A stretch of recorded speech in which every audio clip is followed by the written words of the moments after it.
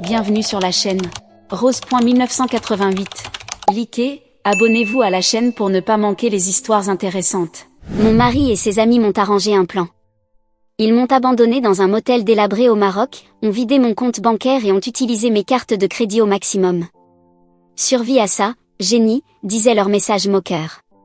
6 mois plus tard, ils m'ont aperçue à Dubaï, rayonnante, épanouie. Leurs 121 appels sont restés sans réponse. L'écran de mon ordinateur s'est embrumé alors que je clignais des yeux, submergé par l'épuisement.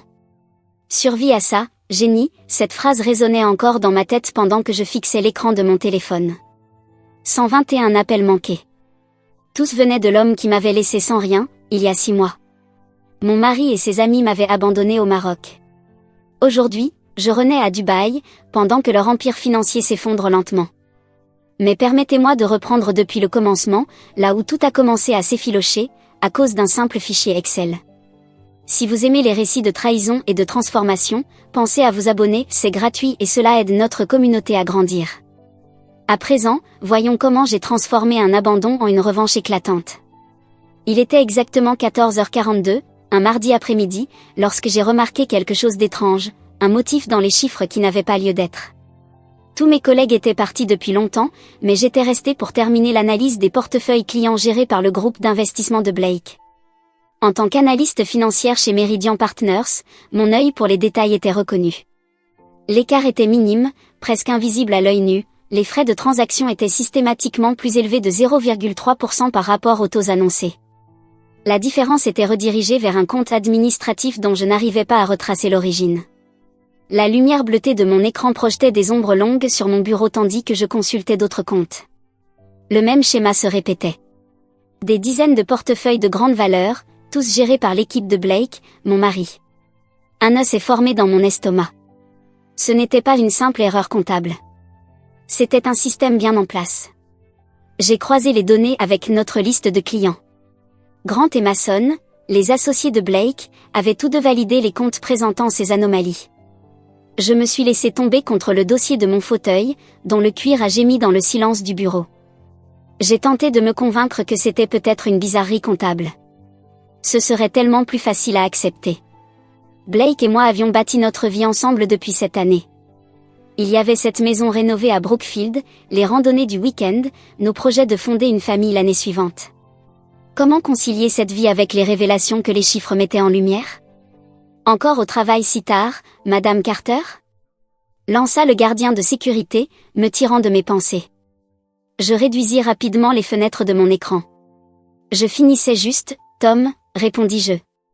Après son départ, je transférerai les fichiers dans un dossier sécurisé, puis j'éteignis mon ordinateur. Le trajet du retour se déroula dans un flou de lampadaires et de pensées confuses. Notre mariage était tendu depuis quelque temps. Les absences fréquentes de Blake, ses réponses évasives à mes questions, son soudain intérêt pour les investissements offshore. J'avais mis cela sur le compte du stress professionnel, mais à présent je me demandais si je n'avais pas délibérément fermé les yeux. Lorsque j'arrivais à la maison, tout était plongé dans l'obscurité. Un mot de Blake m'attendait sur le comptoir. Il disait qu'il dînait avec des clients. Je retirai mes escarpins, me servis un verre de vin, tentant d'apaiser le tumulte dans mon esprit. Mais les chiffres dansaient encore, obsédants, derrière mes paupières. Je sortis mon ordinateur personnel pour réexaminer mes copies des fichiers. Plus j'analysais, plus la situation empirait. Ce n'était pas seulement contraire à l'éthique. C'était illégal. Lorsque Blake rentra enfin, l'aube filtrait déjà à travers les rideaux de notre chambre. Il sentait le whisky hors de prix. Il se glissa dans le lit sans même remarquer que j'étais réveillée. Je fis semblant de dormir. Mon esprit était traversé de questions auxquelles je n'étais pas encore prête à faire face. Pendant 3 jours, je continuais de rassembler des preuves, restant tard au bureau pour suivre les flux d'argent. Le tout menait à des sociétés écrans domiciliées aux îles Caïmans, aux propriétaires anonymes.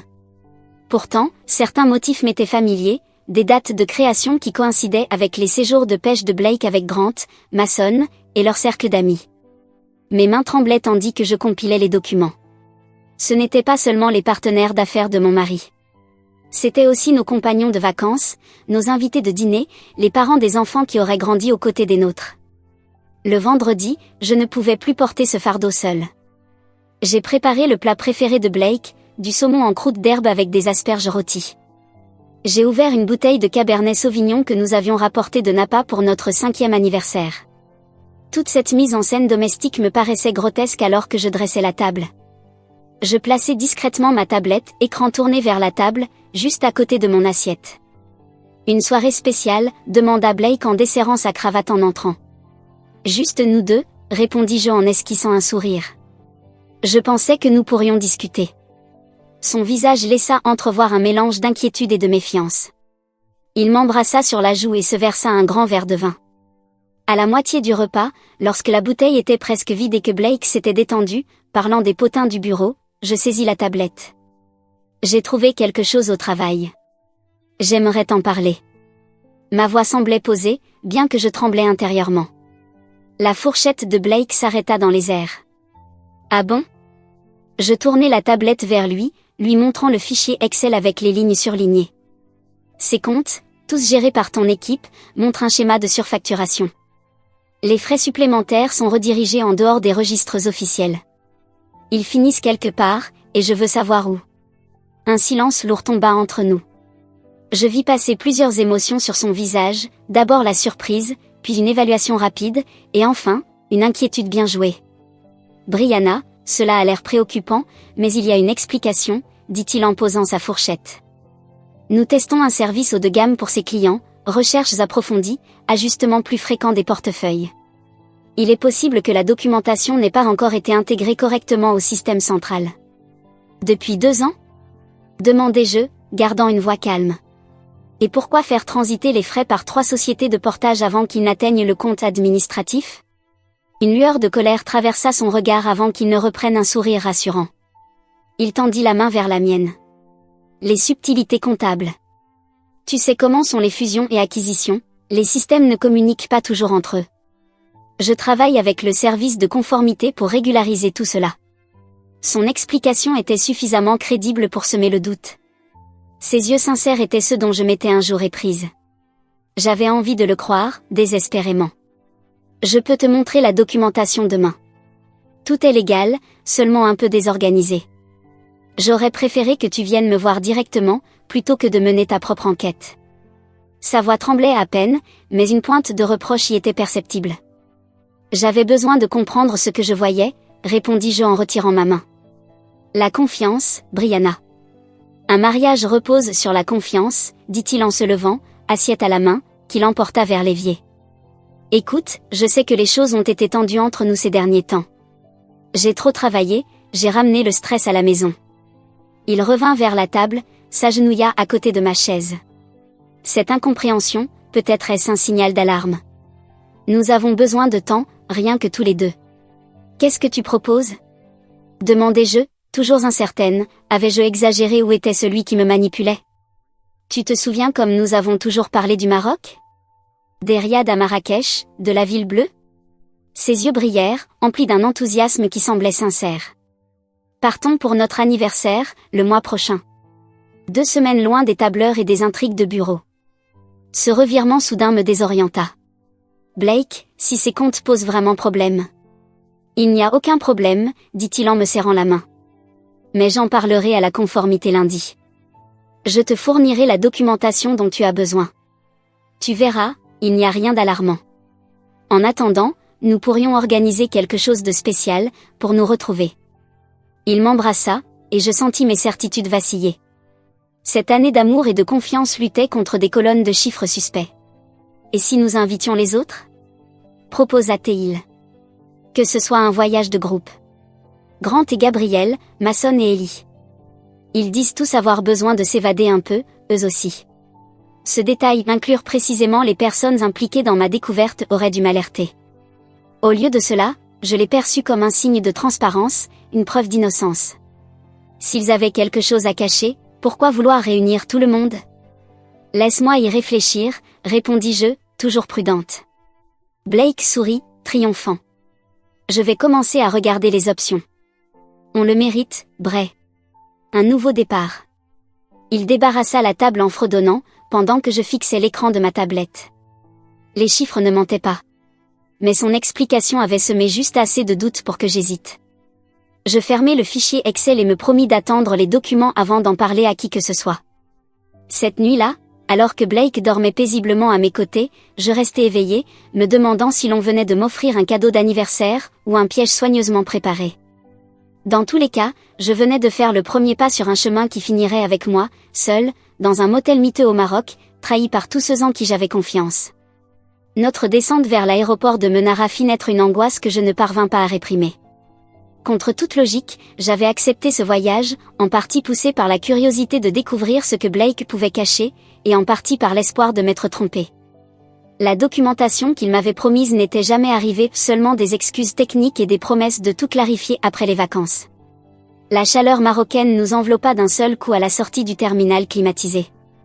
Jordan, un ancien camarade de fac de Blake, héla 2 taxis avec une efficacité inhabituelle. Je remarquai comment ils avaient réparti les places, les couples séparés dans les véhicules.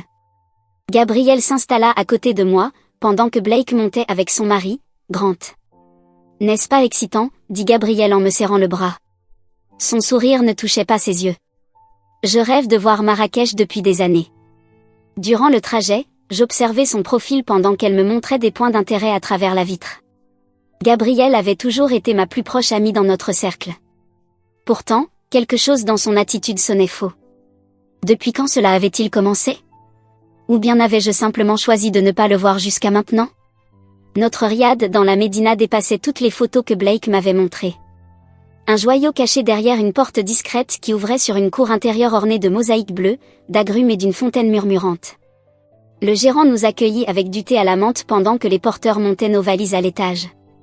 Et pourtant, même dans ce décor de carte postale, je surpris des regards échangés entre Mason et Blake, comme une conversation silencieuse à laquelle je n'étais pas invitée. 7 jours complets de paradis, soupira Ellie, en s'étirant sur un transat au bord de la piscine. Pas de mais, pas de clients, pas de problème. Pas de problème. Si seulement elle savait. Le poids du soupçon me broyait la poitrine. Cette première journée posa les bases d'un schéma. Des excursions de groupe à travers les souks, où je n'étais jamais laissée seule. Vanessa devenait soudain ma compagne de shopping, m'attrapant par le bras dans les ruelles étroites bordées de vendeurs d'épices et de tapis. Blake photographiait tout, avec un enthousiasme forcé, insistant pour des photos de couple où il me tenait un peu trop fermement. Lors de notre deuxième dîner, dans un restaurant de Guelise, je prétextai un passage aux toilettes, puis pris volontairement le mauvais couloir pour m'éclipser dans une alcôve tranquille. 3 minutes plus tard, Ellie me retrouva, par hasard. « Te voilà !» lança-t-elle avec un rire teinté de soulagement factice. J'ai cru que les marchands de tapis t'avaient kidnappé. Ils me surveillaient. Tous. De retour au riad ce soir-là, je fis semblant de dormir jusqu'à ce que la respiration de Blake devienne régulière. Puis je pris son téléphone. Un nouveau mot de passe. Mon malaise se transforma en angoisse. Le lendemain, notre groupe visita le palais de la Baïa. Je ralentis volontairement le pas dans les salles ornées, espérant surprendre une conversation. Il reste encore le dernier virement, murmura Grant. Blake a dit que c'était fait, répondit Mason. Demain soir, c'est le bon créneau. Elle se doute de quelque chose. Ce n'est plus important, maintenant. Mason s'interrompit brusquement en me voyant approcher. Ces plafonds sont incroyables, commentai-je, en pointant du doigt les ornements, tandis que mon cœur battait à tout rompre. Ce même après-midi, le destin me laissa un créneau de 15 minutes sans surveillance. Blake prenait sa douche. Son ordinateur émit un son discret, un email venait d'arriver. Le souffle du ventilateur masquait mes pas. Je m'approchai. Sur l'écran, un message d'un certain Karim. Transfert effectué vers les comptes désignés. Il sera livré demain comme convenu. Hébergement préparé selon les instructions. Un second email venait de Grant, avec une pièce jointe, un tableau Excel. Mes doigts volèrent au-dessus du clavier. Je transférai les 2 messages vers mon adresse personnelle, puis vidai le dossier des messages envoyés. À peine eus-je refermé l'ordinateur que la douche s'arrêta. Cette nuit-là, je ne dormis pas.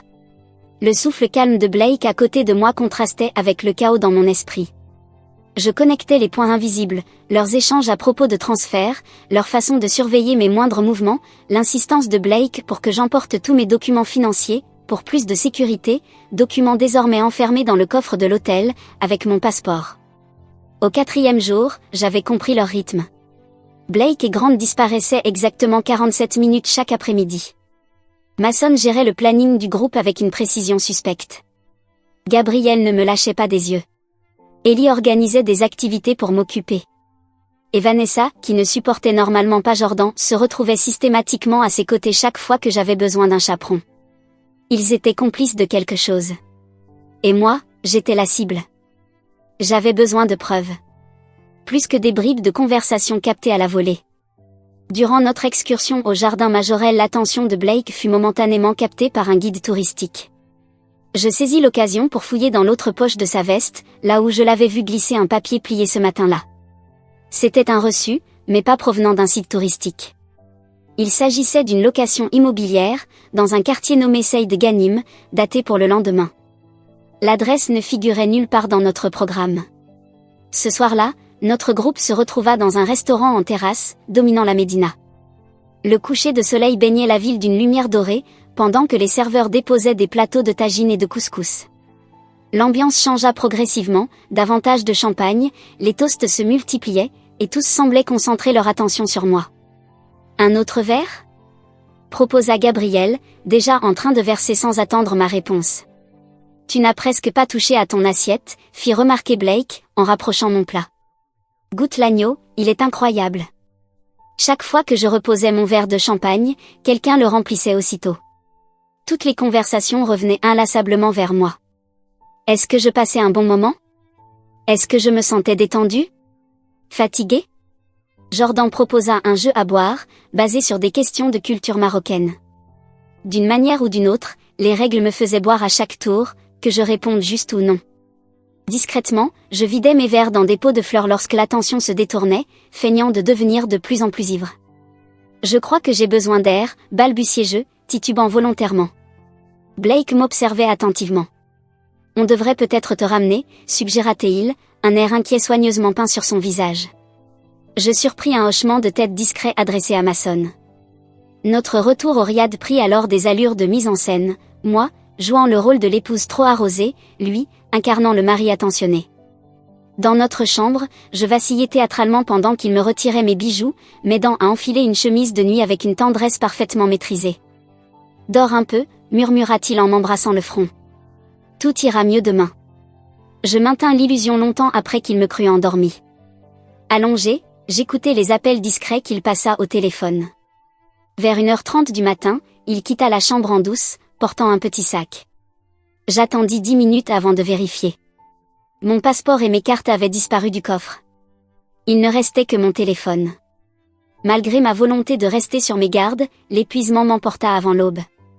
Lorsque je me réveillai, la lumière du soleil filtrait à travers des rideaux que je ne reconnaissais pas.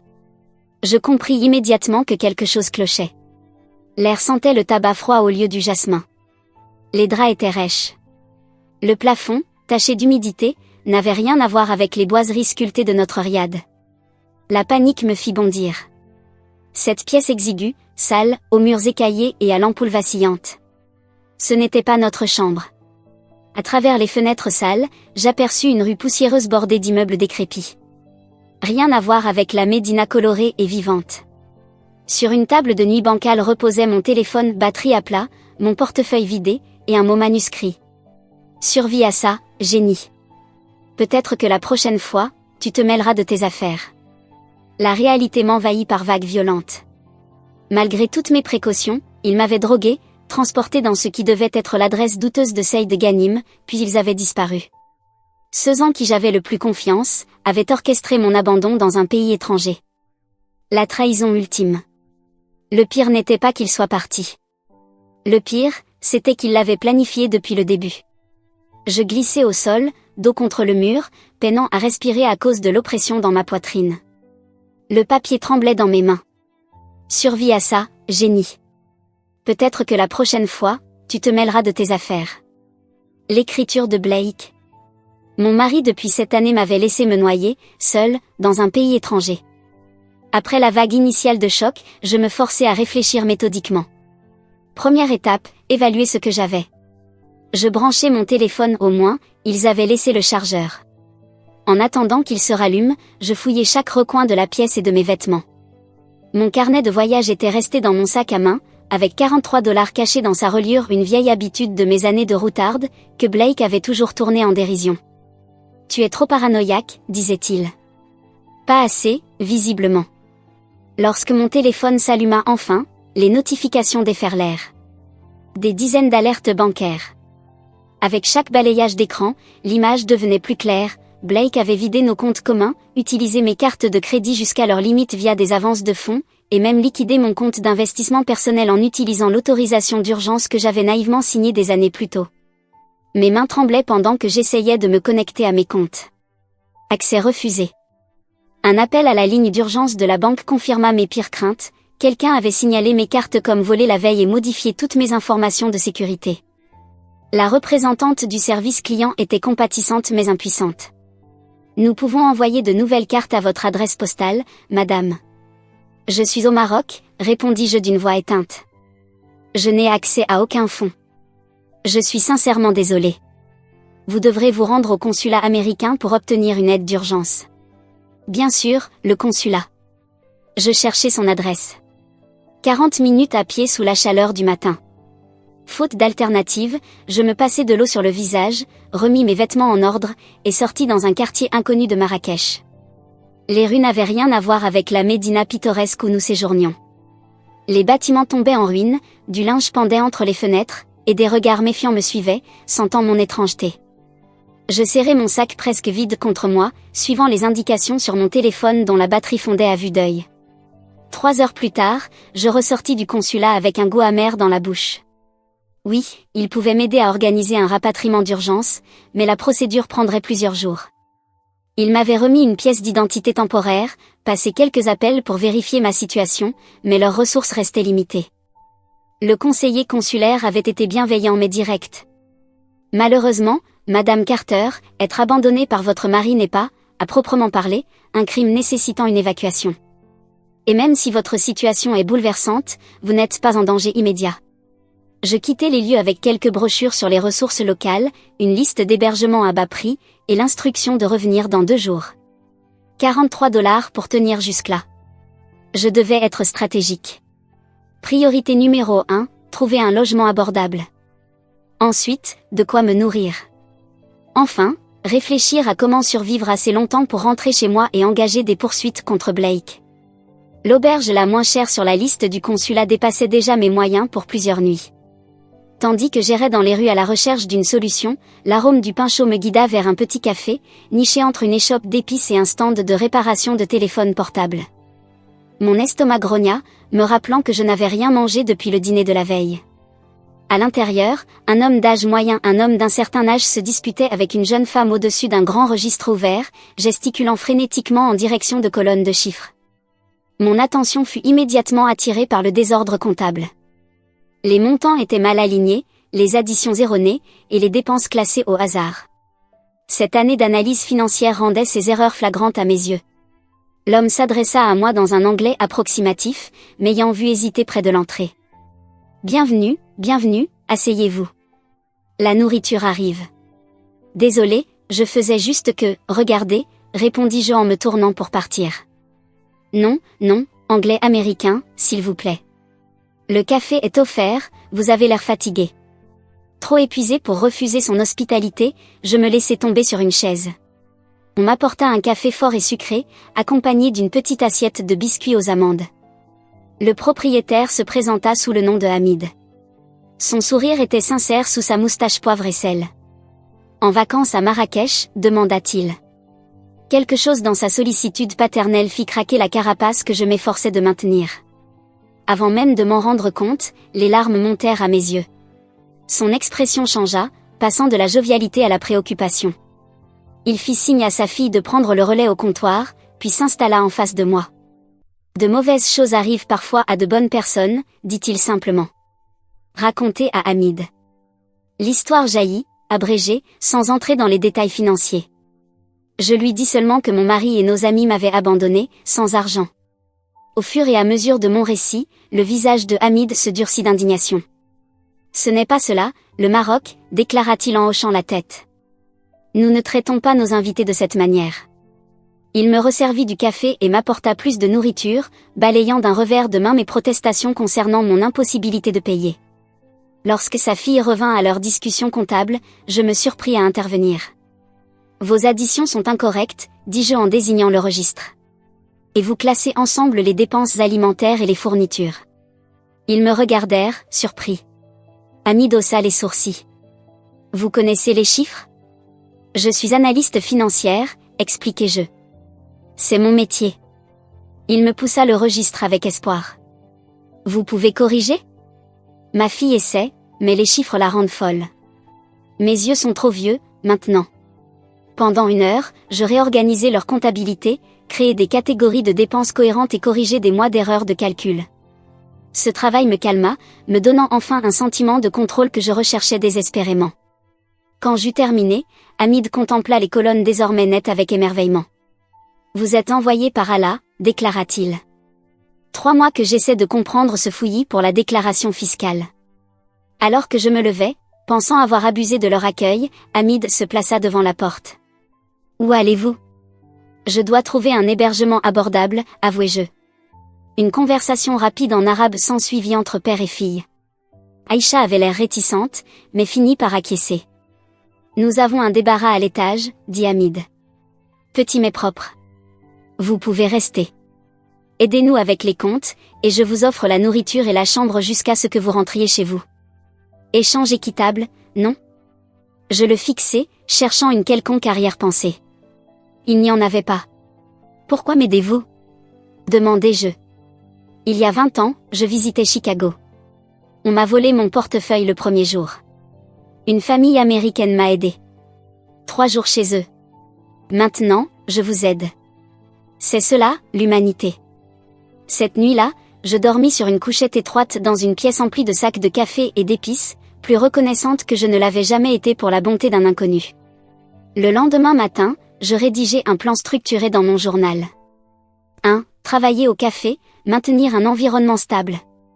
2. Documenter tout ce que Blake avait fait, date, montant, communication. 3. Contacter des avocats aux États-Unis dès que mes finances le permettraient. 4. Reconstruire mes connexions professionnelles à distance. 5. Quitter le Maroc sans alerter Blake. Chaque jour suivait un rythme semblable. J'aidais à servir les clients pendant les heures de pointe, réorganisais les systèmes comptables de Hamid lors des périodes calmes, et peu à peu, j'étendais mon aide au commerce voisin. Le bouche à oreille fit son effet, l'experte américaine en finance intéressait de plus en plus. De petits paiements en dirhams commencèrent à s'accumuler dans une boîte fermée que Hamid m'avait donnée. Le soir venu, je documentais méticuleusement la trahison de Blake, capture d'écran des comptes vidés, chronologie des événements, copie du rapport de police que j'avais déposé localement. Je ne récoltais pas seulement des preuves, je reconstruisais mon identité, morceau par morceau. 2 semaines après m'être réveillé dans cette chambre sordide, je m'assis sur ma couchette, relisant mes progrès. J'avais économisé assez pour un billet de retour, bâti une petite clientèle, et compilé un dossier complet sur les délits financiers de Blake. Je pouvais rentrer aux États-Unis et entamer une procédure judiciaire. Mais en fixant l'écran de mon téléphone, ouvert sur un site de réservation de billets d'avion, une autre possibilité se dessina. Rentrer, c'était jouer selon leurs règles, affronter les ressources et les relations de Blake sur son terrain, possiblement pendant des années. Il existait une autre voie. Une voie qui utilisait mes compétences et le réseau que je construisais ici. Plutôt que de simplement survivre, je pouvais me réinventer entièrement. Blake pensait m'avoir détruite, laissée impuissante et brisée. Il ne s'attendait pas à ce que je renaisse de mes cendres, plus forte que jamais. Je fermai le site. La décision me donna l'impression de sauter dans le vide, à la fois terrifiante et exaltante. Je n'allais pas seulement survivre à cette trahison. J'allais la transformer en fondation d'une vie nouvelle.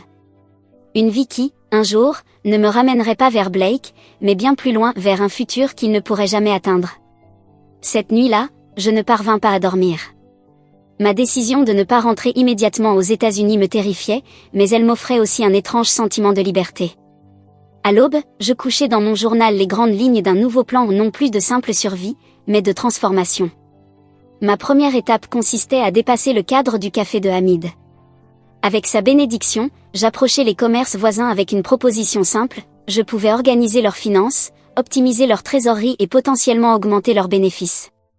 Mon premier client fut Hossein, un marchand de maroquinerie dont la boutique se trouvait juste en face du café. Son système de gestion consistait en des boîtes à chaussures remplies de reçus et de notes manuscrites. Mon fils me dit que j'ai besoin d'un ordinateur, se plaignait Hossein pendant que je triais des années de papiers empilés derrière son comptoir. Mais un ordinateur ne comprend pas le commerce comme un humain. Le fisc non plus, répondis-je en brandissant plusieurs relances officielles. Mais moi, je comprends. Après 3 jours de travail intensif, je lui remis des registres organisés, un système d'inventaire rationalisé, et une découverte stupéfiante, un de ses employés détournait des fonds depuis des mois à travers de fausses commandes de fournitures. Sa reconnaissance se manifesta par un paiement généreux et des recommandations enthousiastes dans tout le marché. À la 4e semaine de mon séjour au Maroc, j'avais 6 clients réguliers et une réputation croissante. Les commerçants me saluaient par mon prénom tandis que je circulais dans les rues autrefois inconnues, devenues désormais mon lieu de travail. Mon vocabulaire en arabe s'était enrichi, passant des simples formules de politesse aux termes financiers. La femme brisée et trahie qui était arrivée ici devenait quelqu'un d'autre. Quelqu'un de plus fort, chaque soir un peu plus. Je déposais mes gains dans l'ancien coffre-fort de Hamid, observant avec attention le petit fonds de secours que je constituais jour après jour. Mais fuir, oui, fuir vers où ? Certainement pas pour retourner à la vie que Blake avait détruite.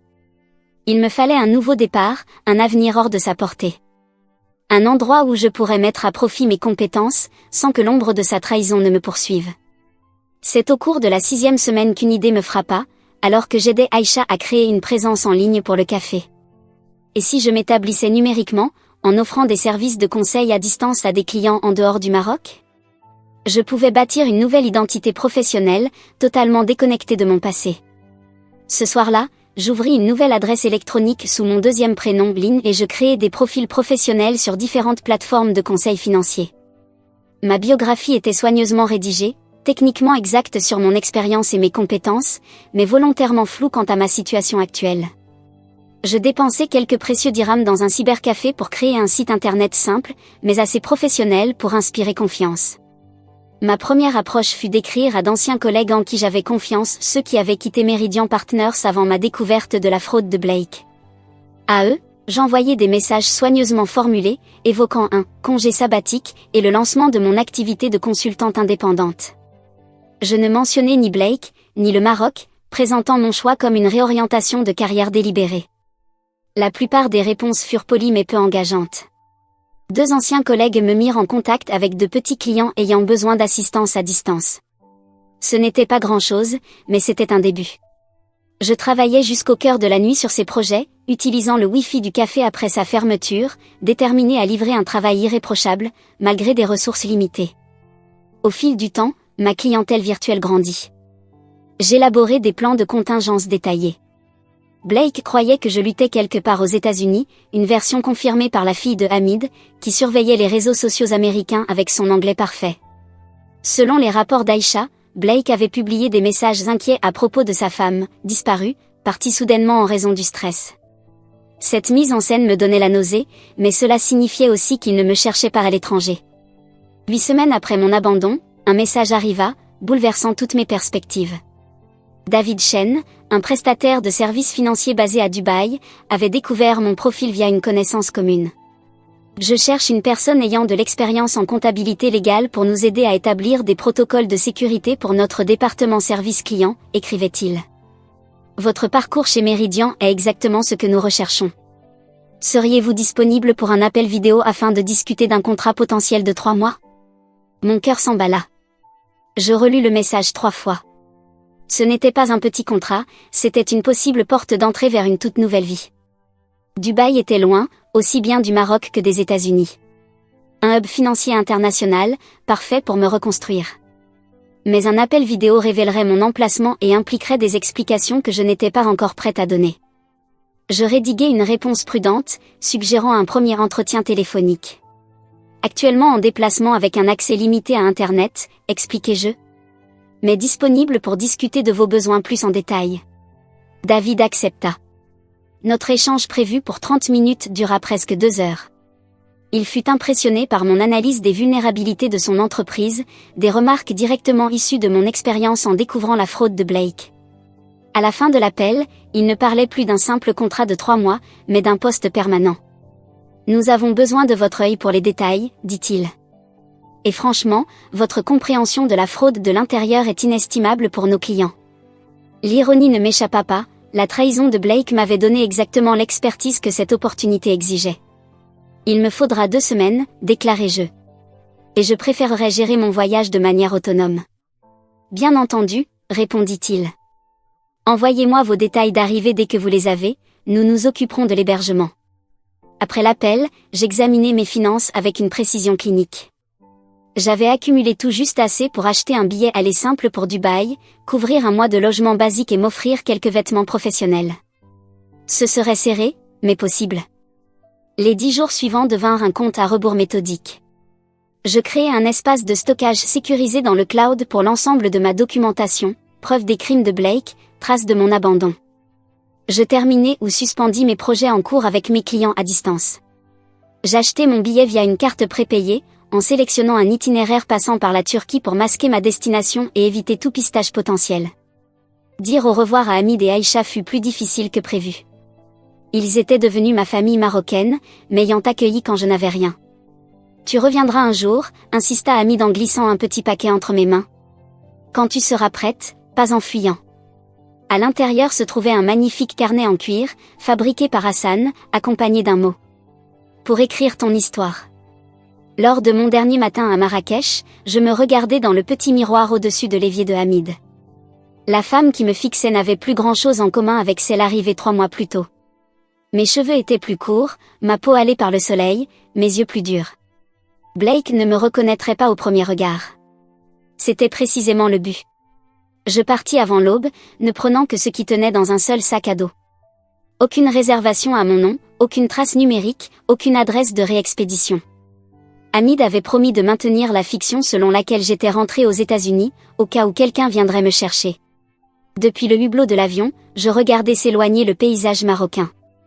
Je ne quittais pas seulement un lieu, mais une version entière de moi-même, l'épouse confiante, la collègue docile, la femme définie uniquement par ses relations avec les autres. À Dubaï, une identité entièrement nouvelle m'attendait. Des cendres de Brianna Carter, épouse abandonnée, émergeait Lynn Reynolds, une phénix financière, dotée d'une connaissance pointue sur les hommes comme Blake, et sur ce qu'ils ne voient jamais venir. La silhouette de Dubaï apparut à travers le hublot de l'avion comme un mirage. Des tours étincelantes surgissant miraculeusement des sables du désert. Pendant l'atterrissage, je serrai mon sac contre moi, contenant tout ce que je possédais désormais, 2 tenues de rechange, quelques articles de toilette, mes documents, et exactement $267. Ce n'était pas grand-chose pour commencer une nouvelle vie, mais c'était bien plus que ce que j'avais en me réveillant ce matin-là, 3 mois plus tôt, au Maroc. L'air climatisé de l'aéroport me frappa comme une vague glacée après la chaleur étouffante de la cabine. Je franchis le contrôle d'immigration avec mon passeport encore valide, retenant mon souffle, jusqu'à ce que l'agent appose son tampon sans la moindre question. Aucune alerte. Aucune trace. Aucune chaîne pour me retenir. Aucune alerte n'avait été déclenchée. Aux yeux du monde, je n'étais qu'une Américaine parmi tant d'autres arrivant aux Émirats Arabes Unis pour affaires. À la sortie de l'aéroport, l'humidité m'enveloppa comme une couverture mouillée, malgré l'heure tardive. J'ignorais la file de taxis de luxe et optai pour le métro, plus économique, suivant les indications menant à l'appart-hôtel modeste que David m'avait recommandé dans le quartier d'Al-Barsha. Loin du centre étincelant, mais propre, discret, et sans fioritures. Le réceptionniste pakistanais jeta à peine un œil à mon passeport en traitant mon paiement pour 2 semaines à l'avance. Ma chambre était spartiate mais fonctionnelle, un lit, une kitchenette, une salle de bain et un bureau. Je pris une longue douche, lavant les 30 heures de voyage de mon corps, puis restai debout, enveloppé dans une serviette fine, face au miroir. Brianna Carter me regardait. Épuisée, mais toujours debout. Le lendemain, elle commencerait à disparaître. Dès l'aube, je me rendis dans un salon de coiffure situé dans un quartier populaire, où les tarifs étaient bien inférieurs à ceux des zones touristiques. Je montrai une photo sur mon téléphone. C'est très différent, commenta la coiffeuse en passant les doigts dans mes longues ondulations brunes. Vous êtes sûr? Absolument. 90 minutes plus tard, je sortis avec une coupe au carré, teinte en châtain auburn, modifiant subtilement l'ensemble de mon apparence. Vint ensuite une petite boutique, où j'investis dans 3 tenues professionnelles coupe conservatrice, avec une touche d'influence moyen-orientale, rien à voir avec les styles américains que je portais auparavant. De petits anneaux dorés remplacèrent mes habituelles perles, et un fond de teint teinté assombrit légèrement mon teint. Chaque changement était minime, mais l'ensemble façonnait quelqu'un de nouveau. Cet après-midi-là, j'arrivais chez Integrated Financial Solutions, 30 minutes avant mon rendez-vous avec David. « Votre nom, s'il vous plaît » demanda la réceptionniste avec un sourire. « Lynn Reynolds » répondis-je sans hésitation. Mon deuxième prénom et le nom de jeune fille de ma grand-mère maternelle coulait désormais naturellement de mes lèvres, après des semaines de pratique. David Chen sortit de l'ascenseur quelques instants plus tard, un homme compact, d'une 50aine d'années, aux cheveux poivre et sel, avec un regard vif et calculateur. Une lueur de reconnaissance passa dans ses yeux alors qu'il me tendait la main. « Lynn, bienvenue à Dubaï. » Aucune remarque sur mon apparence transformée. Juste un hochement de tête professionnel. « Allons vous installer. » La visite des locaux révéla une structure de taille moyenne, employant une 30aine de personnes. L'entreprise de David était spécialisée dans la sécurité financière, elle conseillait les entreprises locales et les familles fortunées pour protéger leurs actifs contre la fraude, le détournement de fonds et les menaces numériques. Mon nouveau poste consistait à identifier les vulnérabilités dans leur système financier.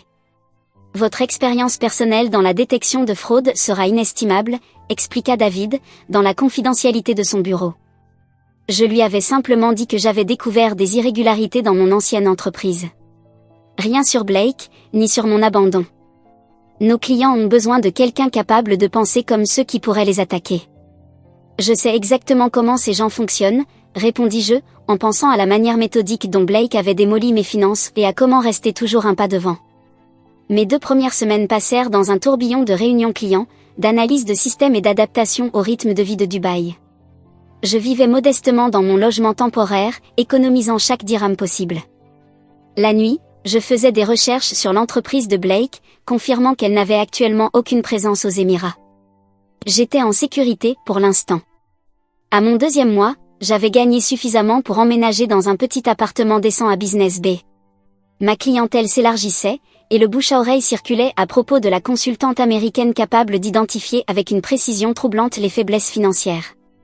Je me spécialisais dans un domaine en particulier, l'aide aux bureaux familiaux pour sécuriser leur patrimoine face aux menaces internes, un service qui résonnait profondément dans la culture d'entreprise familiale de Dubaï.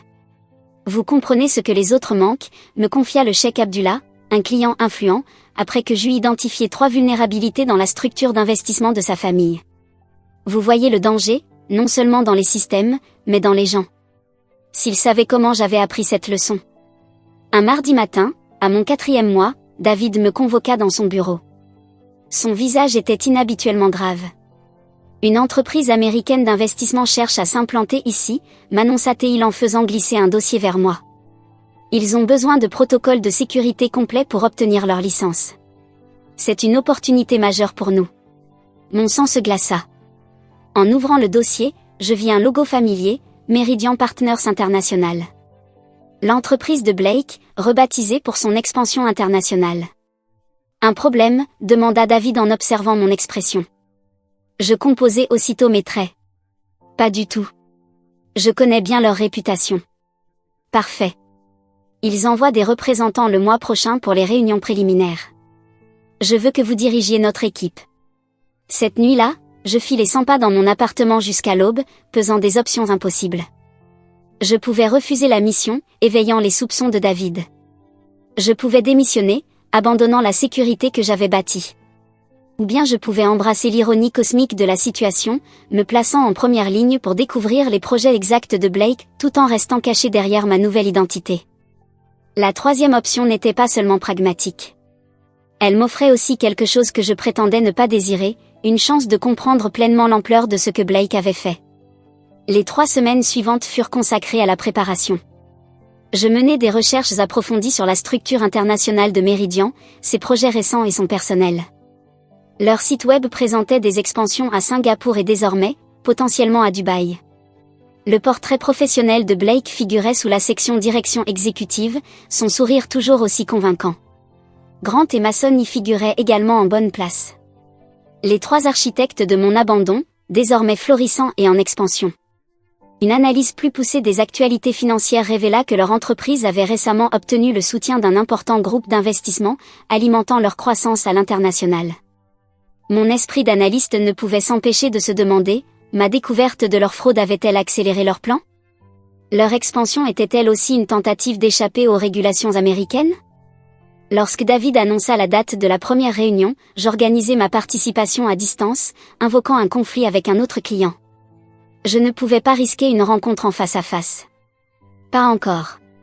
À la place, je mis en place une stratégie, fournir mes analyses par écrit, assister à certaines réunions en visioconférence avec de prétendus problèmes de caméra, et positionner des membres juniors de l'équipe en tant que représentants visibles. 2 jours avant l'arrivée prévue de l'équipe de Blake, David m'annonça un changement de programme. Lynn, finalement, ils envoient d'abord leurs responsables techniques et leurs conseillers juridiques. Les dirigeants Carter, Wallace et Sinclair viendront pour la seconde phase, le mois prochain. Un soulagement m'envahit. Un sursis, mais aussi la confirmation que Blake, Grant et Mason étaient personnellement impliqués dans l'expansion à Dubaï. Ce n'était pas simplement du développement commercial. C'était leur projet. Ce soir-là, en étudiant les états financiers de Meridian avec une intensité renouvelée, des schémas commencèrent à émerger. Ce que je découvrais dans les documents de Meridian à Dubaï reflétait exactement ce que j'avais mis au jour aux États-Unis, des incohérences subtiles dans les structures tarifaires, des frais de service vagues, des méthodes typiques de leur ancien système, mais adaptées à une clientèle internationale. Ils n'avaient pas arrêté, ils avaient simplement changé d'échelle. Je refermai mon ordinateur portable, une certitude glaciale se déposant dans ma poitrine. Ma transformation de Brianna à Lynn n'avait jamais été seulement une question de survie. C'était une préparation. J'avais désormais les connaissances, la position et l'opportunité de comprendre leur organisation de l'intérieur, sans jamais révéler mon identité. Pour la première fois depuis mon réveil dans cette chambre miteuse au Maroc, je ressentis bien plus qu'une simple résilience, je ressentis un but. Blake et ses associés étaient venus à Dubaï pour étendre leur empire. Au lieu de cela, ils allaient trouver Lynn Reynolds invisible, informée, et parfaitement placée pour devenir leur pire cauchemar. Pendant 4 semaines, je rassemblais méticuleusement des informations sur l'expansion de Meridian à Dubaï.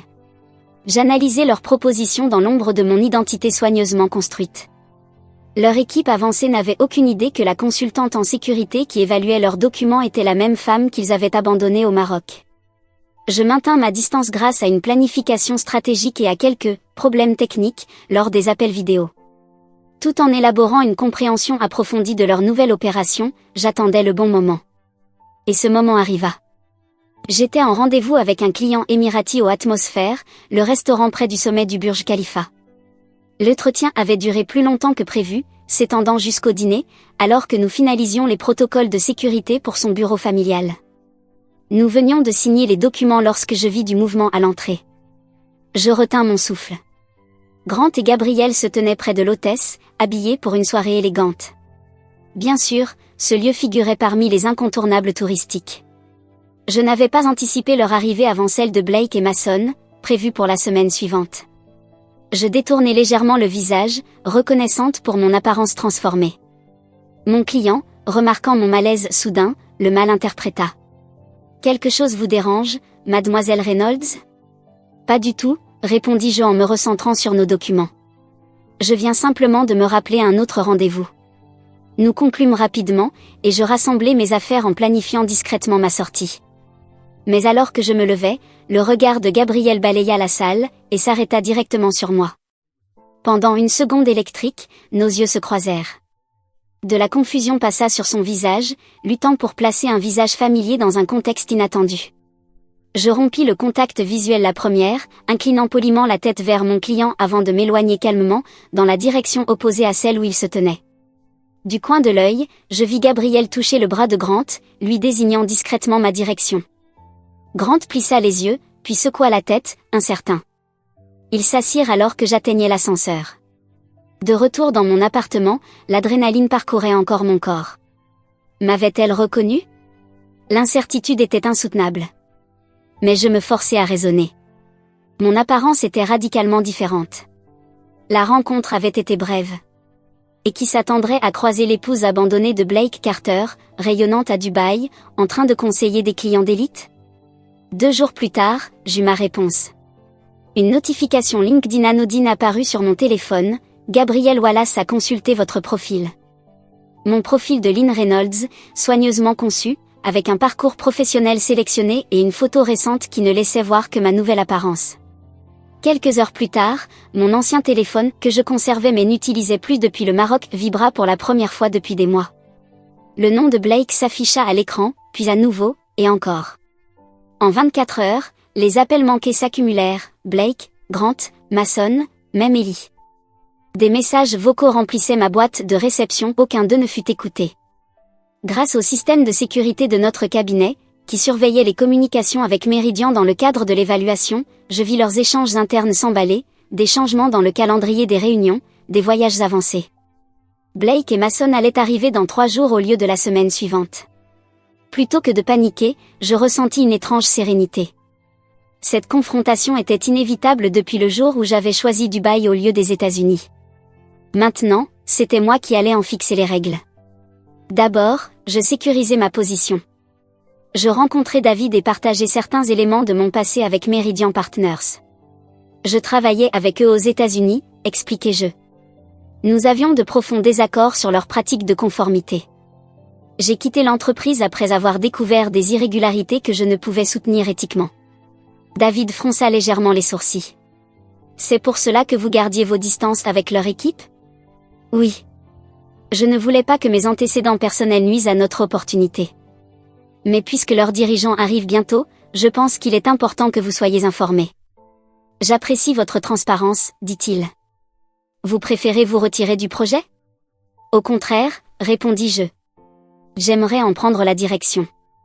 Je sais exactement ce qu'il faut chercher dans leur fonctionnement. Avec l'approbation de David, je passais à la phase 2. Je compilais un dossier détaillé sur les pratiques douteuses de Meridian, à la fois celles découvertes aux États-Unis et les schémas retrouvés dans leur expansion internationale. J'envoyais ce dossier de manière anonyme à 3 entités, la SEC américaine, l'autorité de régulation financière de Dubaï, et, le plus stratégique, au bureau familial du Cheikh Abdullah qui envisageait un investissement conséquent dans le lancement de Meridian à Dubaï. Le timing était parfait. Les questions commenceraient à affluer juste au moment où Blake et Mason mettraient les pieds à Dubaï, les prenant au dépourvu, en territoire inconnu. Le jour de leur arrivée, mon ancien téléphone vibrait sans cesse. Les messages de Blake devenaient de plus en plus désespérés. Brianna, il faut qu'on parle. Rappelle-moi, c'est important. Je sais que tu es à Dubaï. On doit se voir. Tout ça est un malentendu. Je maintins le silence. Observant de loin, pendant que leur plan méticuleusement établi commençait à s'effondrer. Le bureau du Cheikh Abdullah annula leur rendez-vous, évoquant des préoccupations concernant leurs pratiques. Les régulateurs demandèrent des documents supplémentaires sur leur structure tarifaire. Leur partenaire bancaire local réclama soudainement des éclaircissements sur certains transferts. Le 3e jour, alors que je prenais un café dans le quartier d'affaires, je les vis dans le hall Blake et Mason, visiblement stressés, suivis de leurs conseillers juridiques. Je ne me cachais pas. Lorsque le regard de Blake croisa enfin le mien à travers l'atrium, je levai simplement ma tasse dans un salut discret, sans détourner les yeux. Il pâlit instantanément. Il changea de direction, se précipitant vers moi, Mason peinant à le suivre. Je restai assise, parfaitement calme, alors qu'ils approchaient. Brianna, souffla Blake, un mélange de choc et de fausse chaleur dans la voix. Mon Dieu, on était tellement inquiets. Mon nom est Lynn Reynolds, répondis-je froidement. Je crois que vous me confondez avec quelqu'un d'autre. Arrête ça, gronda-t-il à voix basse, abandonnant la comédie. Il faut qu'on parle en privé. Tu n'as aucune idée de ce que tu fais. Au contraire, dis-je en rassemblant mes affaires. J'ai une compréhension très précise de ce que je fais, et de ce que vous avez fait. Les autorités compétentes aussi. Mason attrapa le bras de Blake alors que la sécurité de l'hôtel commençait à nous observer. Pas ici, murmura-t-il. Je me levai, lissant ma robe. Messieurs, j'ai une réunion. Je vous conseille de vous concentrer sur les questions qui vous seront posées, plutôt que de créer un scandale. Son visage se tordit dans une expression mêlant la rage et la peur. Ce n'est pas fini, lança-t-il à voix basse. C'était fini au moment où tu m'as laissé au Maroc, répondis-je doucement. Tu ne le savais pas encore, voilà tout. Après cette rencontre, les appels se multiplièrent. 121 au total, dans les jours qui suivirent. Je n'en écoutais aucun. Je me contentais d'observer, silencieuse, la chute progressive des ambitions de Meridian à Dubaï. L'approbation réglementaire fut suspendue pour une durée indéterminée. Les investisseurs potentiels se retirèrent. Leur équipe avancée quitta la ville précipitamment, laissant Blake et Mason seuls face à une avalanche de questions sur leur gestion à Dubaï, comme aux États-Unis. Une semaine après cette confrontation, David me convoqua dans son bureau. Son expression était grave, mais une étincelle brillait dans ses yeux. Le cheikh Abdullah a été impressionné par la manière dont vous avez détecté les irrégularités liées à Meridian, m'annonça-t-il. Tellement impressionné, en réalité, qu'il nous a recommandé à 3 autres bureaux familiaux. Et, il a également suggéré que nous envisagions d'élargir notre équipe de direction. Il fit glisser un document de partenariat sur son bureau. Vous avez construit ici quelque chose de remarquable, Lynn. Nous aimerions rendre cela officiel. Ce soir-là, tandis que la ligne d'horizon de Dubaï scintillait dans le ciel qui s'assombrissait, j'allumai enfin mon ancien téléphone. La notification s'afficha, 121 appels manqués, et 37 messages vocaux de Blake et des autres. J'en écoutais un seul, le plus récent. Brianna, s'il te plaît. La voix de Blake avait perdu toute assurance, toute douceur. Ils ouvrent une enquête. Nos clients commencent à poser des questions. Je ne sais pas ce que tu leur as dit, mais on peut arranger les choses. On peut réparer ça. Rappelle-moi, je t'en supplie. Je supprimai le message immédiatement. Puis, méthodiquement, j'effaçai les 36 autres sans les écouter. Enfin, j'effaçai les 121 appels manqués du journal d'appel. Chaque pression du doigt coupait un fil de plus avec mon passé. La femme qu'ils avaient abandonnée au Maroc n'existait plus. À sa place se tenait Lynn Reynolds. Experte en sécurité financière. Et désormais associée officielle dans l'un des cabinets de conseil les plus prometteurs de Dubaï. Je n'avais pas seulement survécu à leur trahison. Je l'avais transformée en fondation d'un avenir plus solide que tout ce qu'ils auraient pu imaginer. Blake et ses amis croyaient avoir orchestré ma fin. En réalité, ils n'avaient fait qu'écrire le prologue de ma renaissance. La justice, découvris-je, avait une saveur bien plus intense lorsqu'elle était servie froide, de loin, par une femme qu'ils ne reconnaîtraient plus jamais.